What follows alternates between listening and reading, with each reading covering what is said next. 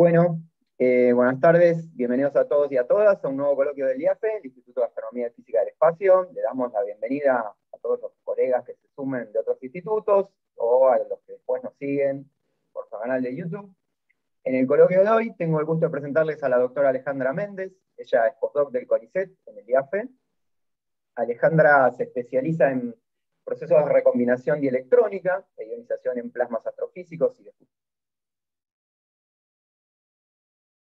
optimización de blancos atómicos y moleculares en procesos colisionales.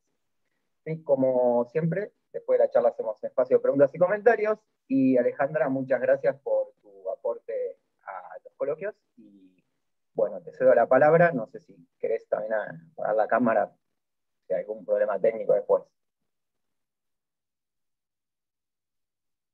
Muchas gracias. Sí, voy a apagar la cámara para evitar cualquier delay. Ahí está. Bueno, permítanme presentar como slideshow. Bien, muchas gracias primero que nada por la invitación, y para mí la verdad que es un placer poder contarles un poco lo que estuve realizando estos últimos años en el IAFE, particularmente en mi trabajo de doctorado que titulamos Optimización de blancos atómicos y moleculares en procesos colisionales, y este trabajo lo realicé bajo la dirección de Dario Mitnick y en estrecha colaboración con Claudio Montanari y con Jorge Miraglia. Todos pertenecemos al grupo de dinámica cuántica en la materia. Y mi presentación está organizada en 4 secciones. Organicé de esta forma básicamente por el tipo de blancos que estudiamos y también por los procesos que examinamos. En la primera parte les voy a contar un poco sobre la ionización de átomos y moléculas simples. Esto lo realizamos a partir de un método que desarrollamos, que denominamos método de inversión depurada, que nos permite obtener o calcular potenciales efectivos para describir este tipo de blancos en procesos de tipo ionización. En la segunda parte les voy a comentar también, voy a seguir tratando la ionización. Esta vez tratamos moléculas más complejas, en particular aquellas que tienen un interés biológico, tales como las nucleobases. A este proceso lo estudiamos con un modelo que denominamos modelo estequiométrico simple, y que, como su nombre lo dice, es relativamente simple y nos permitió examinar aproximadamente más de 100 sistemas colisionales, lo que obviamente al tener un gran número de datos empezamos a notar ciertos comportamientos sistemáticos, por lo que empezamos a estudiar también reglas de escalas, que también, si tengo tiempo, les voy a comentar un poco sobre estas reglas de escalas que estudiamos y proponemos. En la tercera parte del trabajo estudiamos la pérdida de energía en átomos pesados. Yo particularmente me dediqué a estudiar la estructura de estos átomos pesados, lo cual lo realizamos implementando un método de potencial paramétrico, que es un método perturbativo, y el cual prescribimos para poder estudiar este tipo de blancos. Finalmente, hacia el final, les voy a comentar sobre uno de los últimos trabajos en los que estuvimos trabajando, que es la excitación por impacto de electrones. Esto lo realizamos con el método de Armetrix, que es un método completamente cuántico, y lo implementamos en blancos que son verdaderamente complejos, como ser los átomos neutros, y que en el método de Armetrix requieren un tratamiento bastante especial y particular. La complejidad del tratamiento de estos átomos lo realizamos a partir de un método que se utiliza mucho en el aprendizaje automatizado, que es la inferencia bayesiana, particularmente con procesos gaussianos. Bien, en la teoría de colisiones es sabido que para poder calcular las probabilidades de transición es necesario calcular los elementos de la matriz de transición. Y para eso es necesario conocer los estados iniciales y finales de los blancos. En general uno describe estos estados resolviendo la ecuación de Schrödinger, pero sabemos que la resolución de la ecuación de Schrödinger para sistemas multielectrónicos de más de 3 cuerpos es imposible, por lo que en general se recurren a aproximaciones, como por ejemplo la aproximación de campo central, en donde asumimos que la función de onda se puede separar en sus partes radial y angular. Así es que podemos obtener una función de Schrödinger radial en donde la dinámica del sistema blanco está definido por un potencial. La gran pregunta es qué forma tiene ese potencial y cómo obtenemos este potencial. Y el método de inversión depurada viene justamente a resolver este problema y lo que nosotros proponemos es resolver el problema inverso. Es decir, conociendo las soluciones del problema, definimos cuál es el potencial que genera estas soluciones.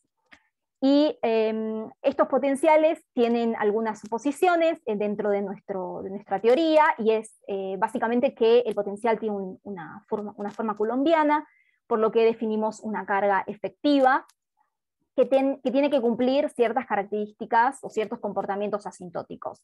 El primero es que en el origen la carga efectiva tiene que ser igual a la carga nuclear, mientras que asintóticamente la carga tiene que ser igual a 1 debido al apantallamiento electrónico. Y a lo largo de toda su extensión la carga debe ser suave.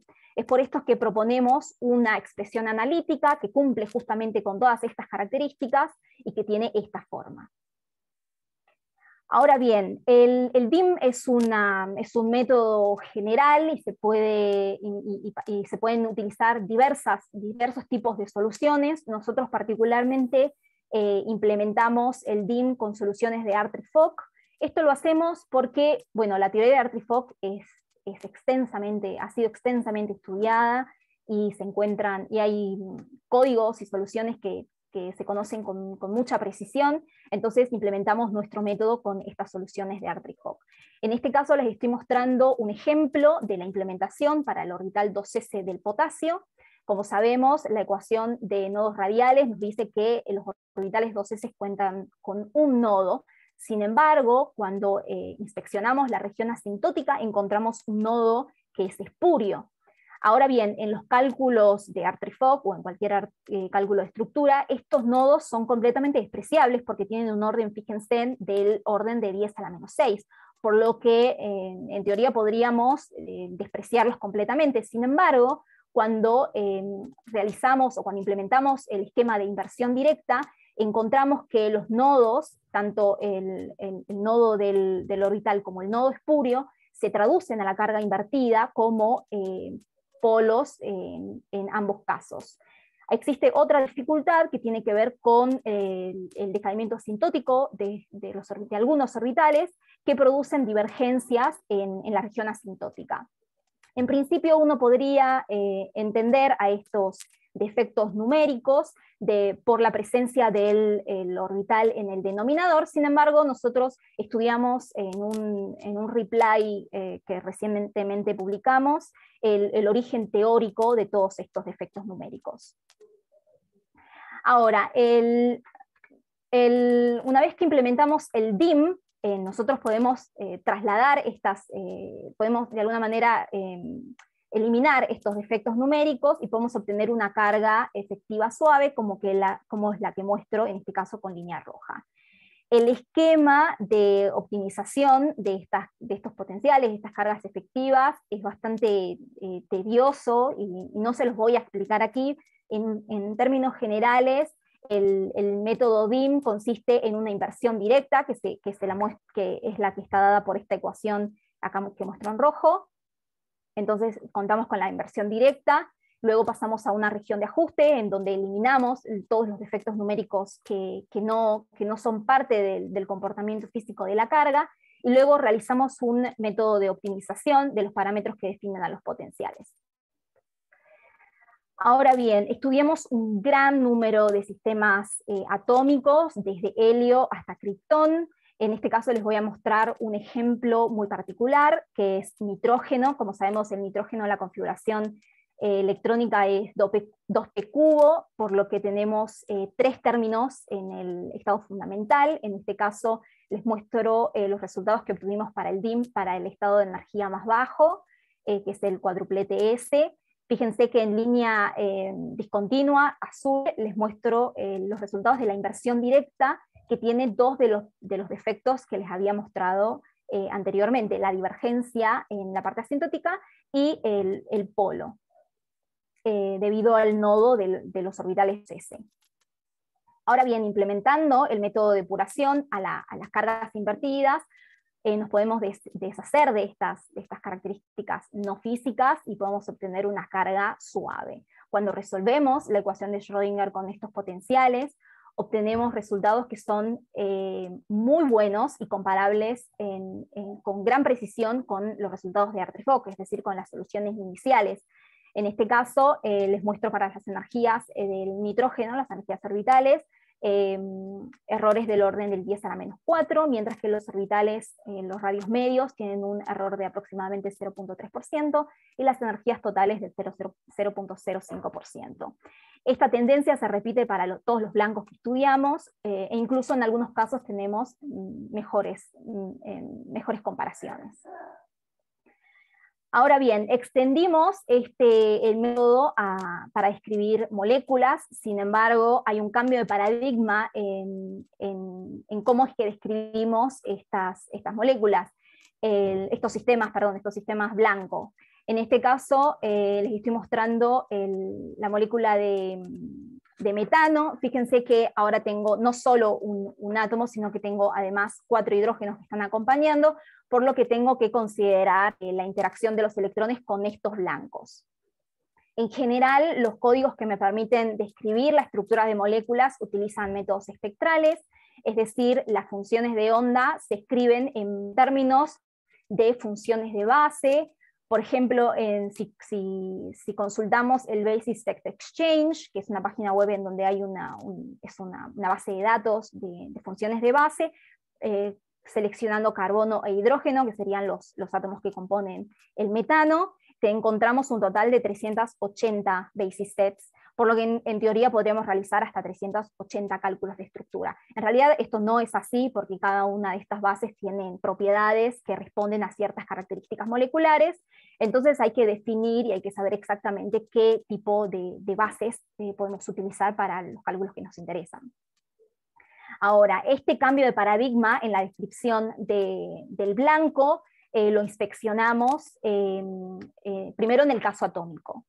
Entonces realizamos diversos cálculos de estructura, para en este caso les muestro carbono, con distintas bases. Fíjense que la base 6311G produce cargas invertidas que presentan oscilaciones a lo largo de toda la extensión radial, mientras que la Universal Gaussian Basis Set restringe estas oscilaciones a las regiones externas. En este caso solamente se puede ver la parte interior de la carga invertida.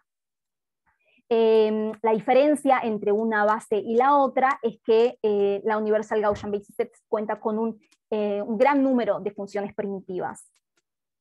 Ahora también les estoy mostrando en este gráfico la carga invertida cuando utilizamos métodos no espectrales. En este caso estamos utilizando el método de diferencias finitas, y vemos que efectivamente no tenemos oscilaciones. Es decir, estas oscilaciones se deben a justamente la representación de los orbitales. Es decir, al utilizar bases finitas, estas ondulaciones aparecen por esa razón.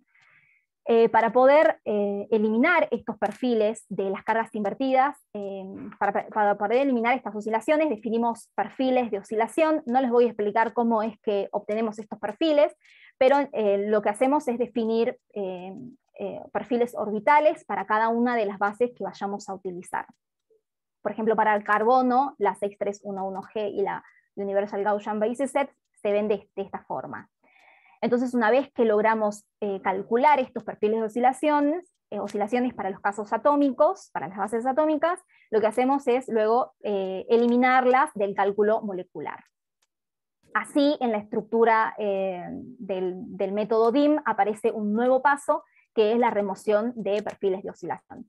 Y obviamente, según la característica de la molécula que vayamos a inspeccionar, es necesario redefinir la carga de ajuste. En este caso, para hidruros incluimos un término que que cuenta justamente o que representa la interacción de los electrones con los átomos de hidrógeno. Entonces, cuando realizamos la inversión de las cargas efectivas, cuando realizamos la inversión de los orbitales moleculares de metano, obtenemos estas cargas invertidas, que se muestran nuevamente en azul dash, y vemos que, bien, nuevamente aparecen estas oscilaciones cerca del origen, pero además encontramos una característica, que es que aparece un pico en aproximadamente 2 atomic units, que esto se debe a la presencia de los hidrógenos. Entonces, a partir de nuestro método podemos reproducir las cargas, incluso podemos reproducir este pico, es decir, podemos también tomar la presencia de los hidrógenos. Ahora, el objetivo era entonces obtener potencias que me permitan representar la estructura. ¿Y por qué es esto?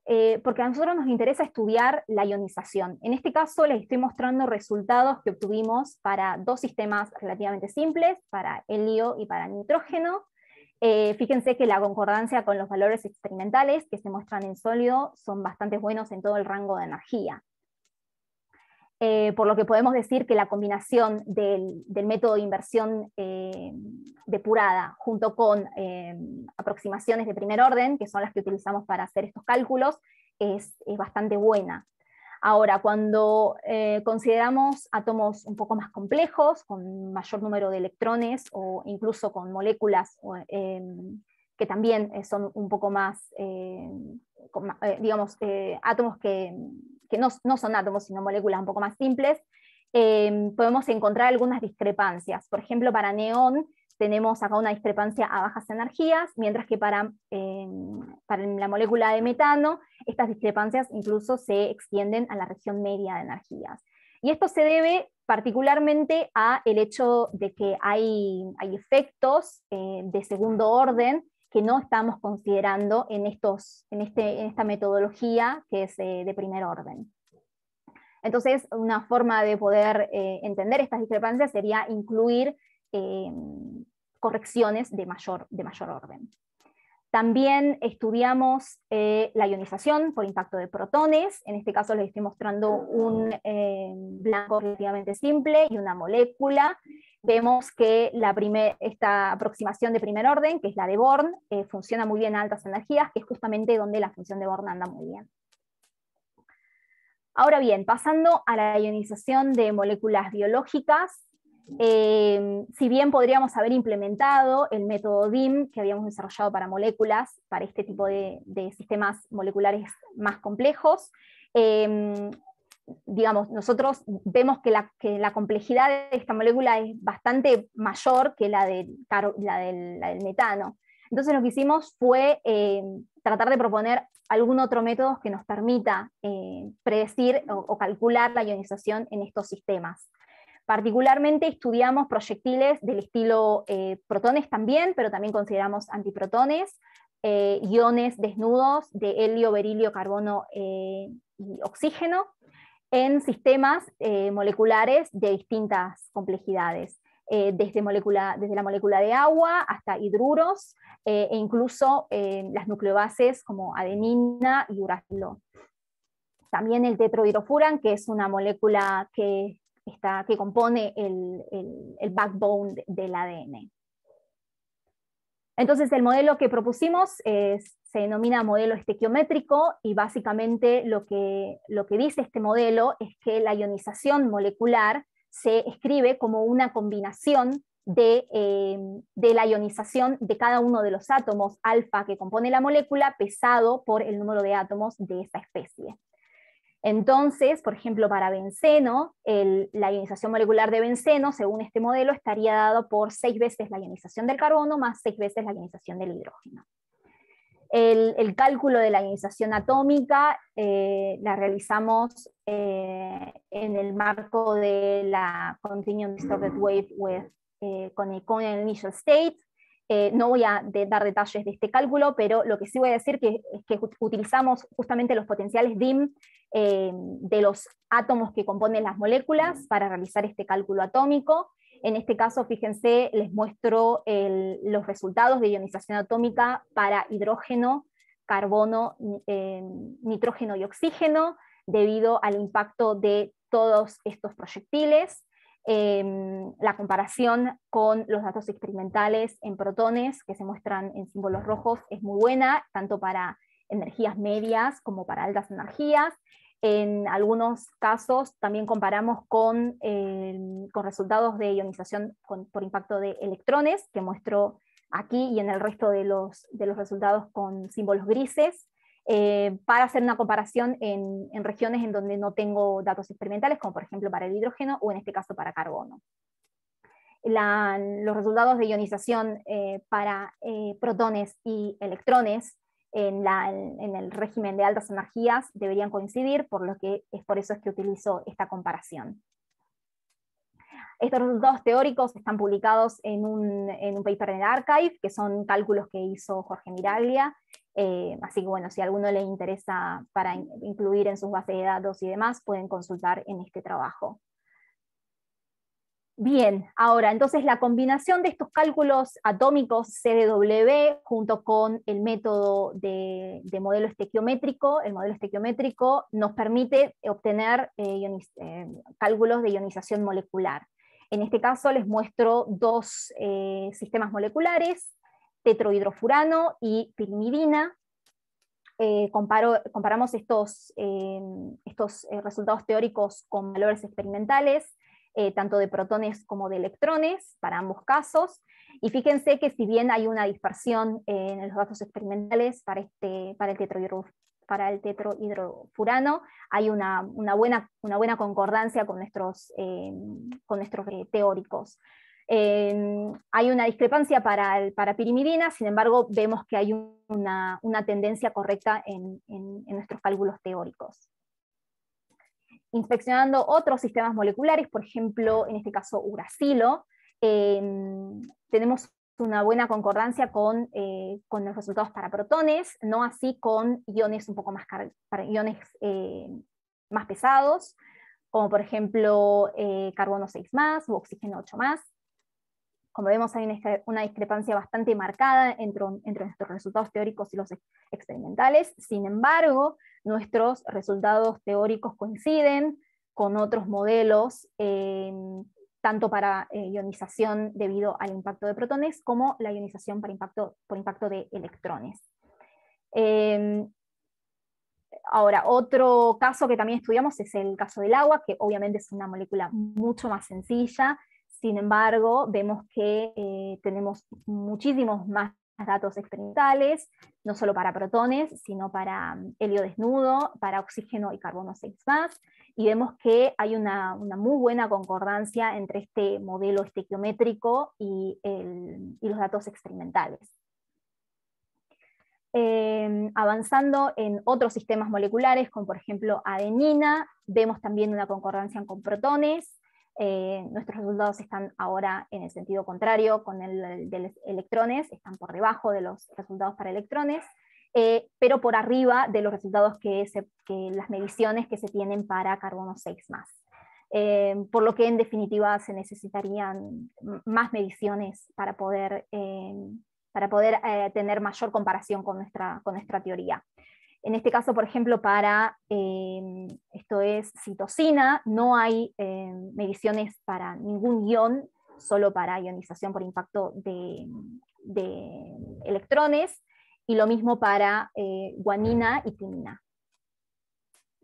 Ahora bien, como les había mostrado, yo recién les mostré 8 sistemas moleculares, nosotros estudiamos 18 sistemas moleculares, por lo que tenemos un gran número de resultados teóricos. Así fue que empezamos a inspeccionar reglas de escala. La primera que estudiamos es la regla de Toburen, que esta regla nos dice que la ionización de un blanco escalea con el número de electrones activos, es decir, el número de electrones que participa en la interacción. En el caso de los pares, este número de electrones activos está dado por los números de Toburen, que los números de Toburen están prescriptos como el número de electrones de la capa de valencia. nosotros inspeccionando cómo la implementación de esta regla a los cálculos del modelo estequiométrico CDW, modificamos estos números y prescribimos otro conjunto de números que llamamos números CDW, y cuando implementamos esta regla de escala, la regla de Toguren, implementando los números de Toguren y los números CW, vemos que hay una mejora en la forma en la que escalea esta regla nuestros resultados teóricos, pero también las mediciones experimentales. Fíjense que hay algo muy interesante con estos resultados, es que cada una de estas bandas ahora corresponde a un proyectil determinado. Entonces, por ejemplo, en esta banda contamos con resultados de agua, de tetrahidrofurano, de uracilo, todas escalean de esta forma, lo cual es bastante impresionante, tanto para protones como para el resto de los iones. Ahora, otra regla de escala que tratamos es el escaleo con la carga del proyectil incidente. Una de las reglas más conocidas, que de hecho ya la había implementado en los resultados que les mostré anteriormente, es la regla de Z cuadrado, que se deriva de la primera aproximación de Born y que es válida a altas energías. Sin embargo, hay otras reglas de escala, por ejemplo, esta propuesta por Montenegro y colaboradores, en donde ellos proponen mantener la regla de escala de Born, pero introducen un parámetro alfa y mantienen esta relación de Z cuadrado, también escaleando las energías incidentes del proyectil. Así que estos resultados, que es el primero que les había mostrado, se pueden transformar de alguna manera, optimizando el parámetro alfa, a una única banda. Ahora, fíjense que ocurre el efecto contrario al escaleo con el número de electrones activos, en donde tenía una banda por proyectil, ahora tengo una banda por sistema molecular, y cada una de estas bandas entonces se corresponden a un sistema molecular cada una de estas bandas se corresponden ahora a un proyectil.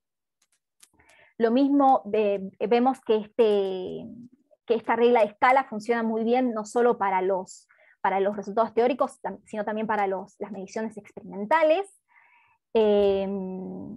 y para un montón de blancos, los distintos blancos moleculares que estudiamos. Finalmente, lo que hicimos fue combinar estas dos reglas de escala, tanto la regla de escala con el número de electrones activos, como la regla de escala con la carga del proyectil incidente, y lo que obtuvimos fue una única banda, que ahora es independiente del sistema molecular que estamos estudiando, y es independiente del proyectil que está incidiendo en este sistema molecular. También implementamos esta regla de escala a todos los experimentos de los sistemas que inspeccionamos, y vemos que esta regla también se cumple para los experimentos, incluso en regiones de energía en donde la aproximación teórica que utilizamos no es válida. Entonces, validamos nuestra regla de escala independiente además con otros experimentos de sistemas moleculares que no habíamos considerado hasta el momento, y así prescribimos una regla de escala independiente que tiene una desviación de aproximadamente el 35%, lo cual es bastante aceptable si consideramos esta regla como una aproximación de primer orden. Bien, me estoy quedando sin tiempo, así que no voy a hablar sobre el tercer tema. Voy a pasar hacia el último. Este trabajo lo realicé en colaboración con Claudia Montanari, y bueno, ella habló un poco de este tema el año pasado, así que lo voy a saltear. Por último, les voy a comentar el último trabajo que realizamos en mi tesis, que es tratamos la excitación por impacto de electrones, en donde implementamos el método de Armetrix. Este método es uno de los métodos que constituye el estado del arte en el cálculo de excitación por impacto de electrones. Si bien no voy a detallar el método, Lo que sí voy a hacer énfasis es en lo complejo del cálculo. En primera parte, el cálculo consiste en realizar una buena descripción del blanco, luego se resuelve la parte interna, que es la parte en donde se considera la interacción del electrón incidente con los electrones del blanco, y luego se resuelve la parte externa, que la parte externa está definida como la región en donde el electrón ya no interactúa con los electrones del blanco, digamos, no se consideran el intercambio y la correlación con los electrones del blanco, y se resuelve por separado, y finalmente combinan todos estos resultados para así obtener las secciones eficaces. Nosotros utilizamos el código de Belfast, que es el Atomic Arithmetics, y bueno, cuenta a su vez con muchísimos códigos. La descripción del blanco, entonces, que es la primera parte del cálculo, se realiza a partir del método de configuración de interacción de configuraciones, es decir, la función de onda se escribe como una combinación de orbitales, en donde se define un número de configuraciones, que son las que van a formar parte de esta combinación. Y estas funciones de base, o las funciones phi, se obtienen a partir de la resolución de la ecuación de Schrödinger radial, en donde se implementan potenciales modelos que cuentan con parámetros de escaleo. Estos potenciales, hay una distinta variedad de potenciales. Nosotros utilizamos el STO de Burgess y el polarización de Norcross. En general, el procedimiento es bastante similar al del potencial DIM, en el sentido de que se realiza una definición de cantidades al principio, y luego hay una optimización de parámetros. En este caso, la primera parte del problema consiste en definir las configuraciones que van a participar en la interacción de configuraciones. Luego, estas configuraciones de interacciones definen un número particular y se optimiza estos potenciales de manera iterativa, y cuando la estructura ha convergido al lugar correcto, se realiza el cálculo del problema colisional, que consiste básicamente en resolver todos estos pasos. Y en el caso, una vez que se termina, se obtienen las secciones eficaces. En el caso de que las secciones eficaces sean incorrectas, se debe redefinir el grupo de configuraciones que habíamos definido inicialmente, para poder corregir estos defectos.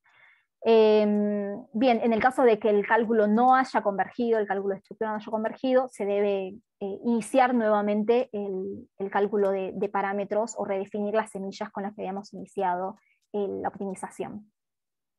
Ahora, ¿qué influencia tiene esta definición de configuraciones?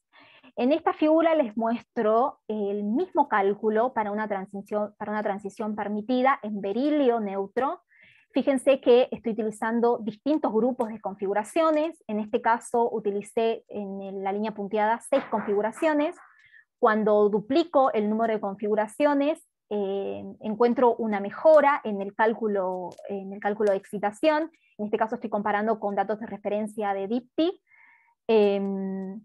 Sin embargo, cuando incluyo más configuraciones, el cambio ya no es tan significativo, de manera que puedo seguir incluyendo configuraciones. El cálculo es cada vez más complejo, pero aún así no tengo una convergencia correcta. Entonces, además de incluir configuraciones, hay que definir qué tipo de orbitales voy a incluir. En el caso de los átomos neutros, es necesario incluir pseudoestados, que bueno, tienen toda una característica y una teoría por aparte, que no me voy a detener, pero cuando mantengo el número de configuraciones, pero incluyo otro tipo de orbitales, fíjense que hay un cambio, y hay el cálculo tiende justamente a los valores correctos, a los valores de referencia.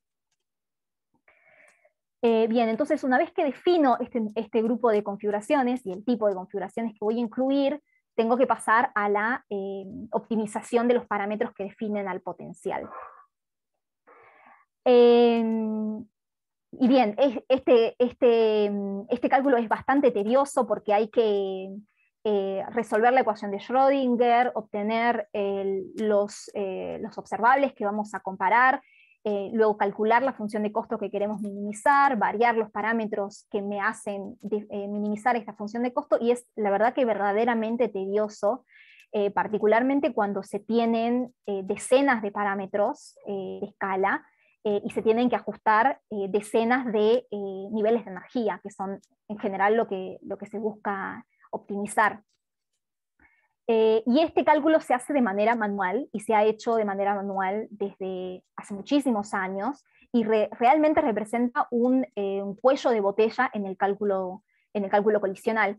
Entonces lo que nosotros decidimos proponer en este trabajo es automatizar esta optimización, y lo hacemos a partir de la optimización bayesiana con procesos gaussianos.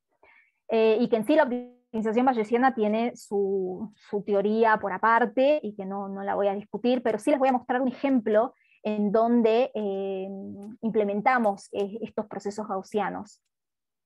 Y básicamente los procesos gaussianos lo que me permiten hacer es, con una cierta distribución de conocimiento previo, me permiten definir una distribución de conocimiento posterior. Y estos procesos gaussianos se caracterizan por tres elementos. La primera es la función media y la incerteza. En este caso, tengo una función que muestro en Dash que no conozco, entonces el valor medio va a ser 0 y la incerteza va a ser homogénea. Ahora, cuando evalúo un punto de la función, conozco de forma determinante este punto, y la incerteza en ese punto es 0. Ahora aparece el tercer elemento del proceso gaussiano, que es la función de adquisición. Y el elemento, uno de los elementos más importantes, que es el punto en donde voy a evaluar, o donde voy a realizar mi próxima evaluación, o en donde me predice el modelo que está el extremo que estoy buscando, que en este caso es el máximo. Y este punto se define como el máximo de la función de adquisición. En este caso, el modelo me dice que puede ser que el máximo esté aquí, evalúo y vemos que no, que el máximo no está aquí, pero al evaluar, al tener dos puntos, en este caso en esta región, reduzco significativamente la incerteza. Ahora bien, el modelo me predice que tengo ahora un máximo en el extremo derecho. Una vez que evalúo, efectivamente veo que el máximo no está en esa región, y toda la distribución de conocimiento se va actualizando a medida que voy evaluando puntos y adquiriendo información sobre el sistema que estoy estudiando. Así voy actualizando mi modelo y voy lentamente convergiendo hacia el máximo o el valor que quiero conocer, que en este caso es el máximo. Fíjense que ahora el modelo me dice, ok, acá encontraste un máximo, pero fíjate que acá tenés mucha incerteza, puede ser que haya un máximo. Evalúa, ve que este no es el caso, y vuelve hacia el punto en donde había encontrado el máximo, y lo explota hasta la precisión que nosotros querramos. Ahora bien, si se fijan, esto es un modelo relativamente simple, pero lo precioso de esta aproximación, o de este modelo, es que es automático. Yo no defino en dónde voy a evaluar el próximo punto, sino que el modelo solo me va diciendo a dónde es que tengo que evaluar el siguiente punto.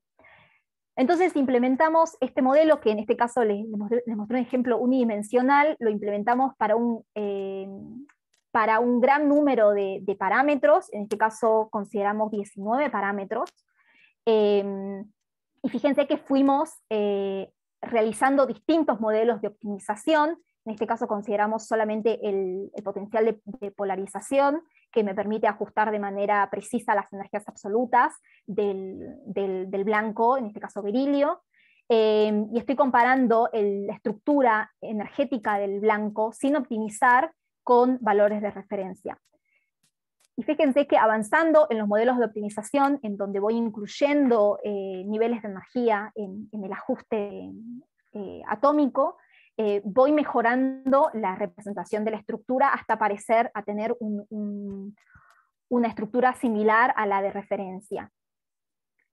Para poder discernir exactamente los errores entre el modelo sin optimizar y el modelo optimizado final, en esta figura estoy mostrando el error relativo entre los valores de referencia y estos dos resultados.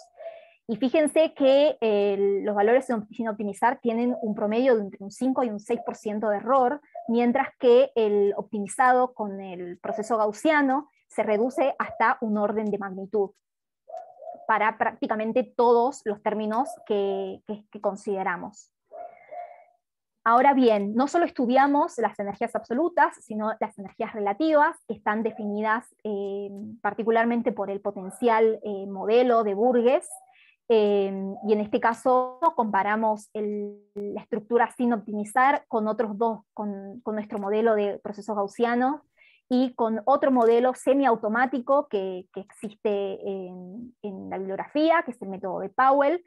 Y nuevamente, cuando hacemos una comparación de los errores relativos, si bien vemos que Powell tiene un desempeño relativamente bueno, nuestro método de procesos gaussianos lo supera en la mayoría de los términos que estudiamos. Ahora bien, cuando implementamos esta estructura entonces optimizada de forma automática, que básicamente yo tengo que definir qué niveles de energía voy a ajustar y qué parámetros voy a ajustar, pero toda la optimización numérica la hace el código sin intervención del operador. Una vez que defino esa estructura, voy a hacer el cálculo de excitación, y es el que muestro en estas figuras, en estas dos transiciones. Vemos que en el primer estado excitado no hay una gran diferencia entre el cálculo sin optimizar y el cálculo optimizado con el proceso gaussiano. Sin embargo, cuando voy en el siguiente término de energía, en la siguiente excitación, vemos que sí empiezan a aparecer diferencias entre el cálculo con la estructura sin optimizar y el cálculo con la estructura optimizada, que en este caso el cálculo con la estructura optimizada se parece a los valores de referencia que están dados por DIPTY y estos cálculos de Converged Close Coupling que son de Fursa del 97, que a su vez están incluidos dentro de estos cálculos de referencia de DIPTY.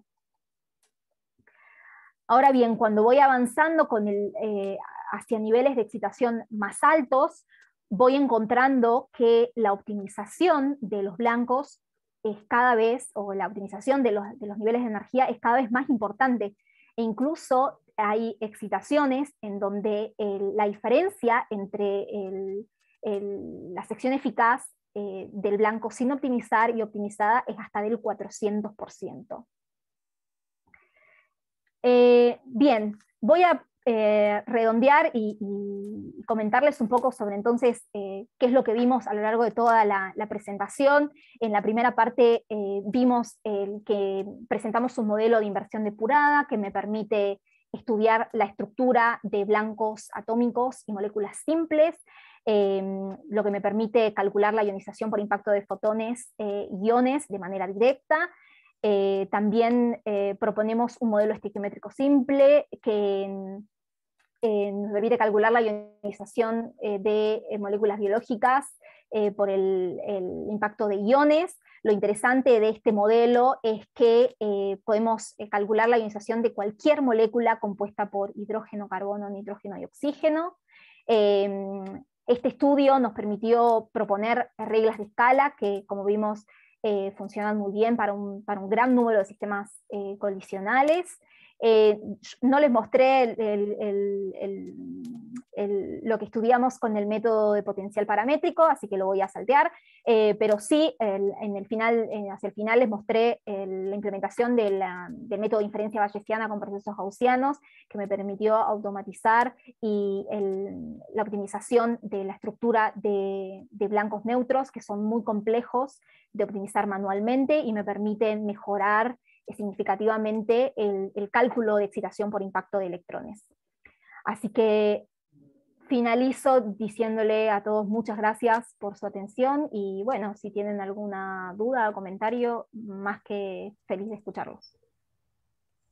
Gracias, Alejandra, a vos.